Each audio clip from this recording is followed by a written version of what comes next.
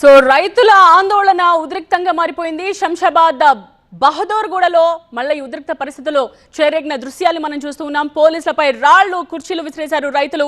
పోలీసులపై కారం చెల్లి దాడి చేసిన దృశ్యాల్ని మనం చూడొచ్చు స్పష్టంగా. ఇక్కడ రైతుల్ని అక్కడి నుంచి తరలించేందుకు ప్రయత్నిస్తున్న పోలీసులు ఒకవైపు, రైతుల్ని తరలించడానికి ప్రయత్నిస్తున్న పోలీసులపై కారం చెల్లుతో ఉన్న మహిళా రైతుల్ని, అక్కడ ఉన్న స్థానికుల్ని మనం చూస్తూ ఉన్నాం.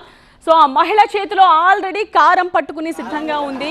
పోలీసులు ఆమెను అక్కడి నుంచి తరలించడానికి మహిళా పోలీసు ప్రయత్నిస్తున్న క్రమంలోనే ఒక్కసారిగా ఆ దాడిలో కారం చెల్లిన దృశ్యాలు మనం చూస్తూ ఉన్నాం. అక్కడ నుంచి ఆ పోలీసు పక్కకు వచ్చేయాల్సిన సిచ్యువేషన్, ఎందుకంటే కళ్ళల్లో కారం పడింది కాబట్టి. చాలా మంది పోలీసులు ఇలాగే గాయపడ్డారు. ప్రస్తుతం వాళ్ళు అంబులెన్స్ లోనే అక్కడే చికిత్స పొందుతున్న దృశ్యాలు మనం చూస్తూ ఉన్నాం. మహిళా రైతులు, స్థానికులు అక్కడ పోలీసులపై ఒక్కసారిగా కుర్చీలు విసురుతున్న దృశ్యాలని చూడొచ్చు. సో దీని మీదే పోలీసులు ఇప్పుడు కొంచెం వాళ్ళకి సర్ది చెప్పే ప్రయత్నం చేశారు. పోలీసులపై ఇలాంటి తీరు సరైంది కాదు, శాంతియుతంగా మాత్రమే మీరు నిరసన తెలపాలి అని పోలీసులు పదే పదే చెప్తున్నప్పటికీ కూడా రైతులు వినకుండా అక్కడ పోలీసులపైకే దాడికి దిగిన దృశ్యాన్ని ప్రస్తుతం మనం చూస్తున్నాం. ఇంతకు ముందు ఒక మహిళా పోలీస్ కళ్ళల్లో కారం కొట్టిన దృశ్యాలు మనం చూసాం. ఇక్కడ మహిళా రైతే కుర్చీ విసిరగొడుతున్న దృశ్యాల్ని కూడా మనం చూడొచ్చు.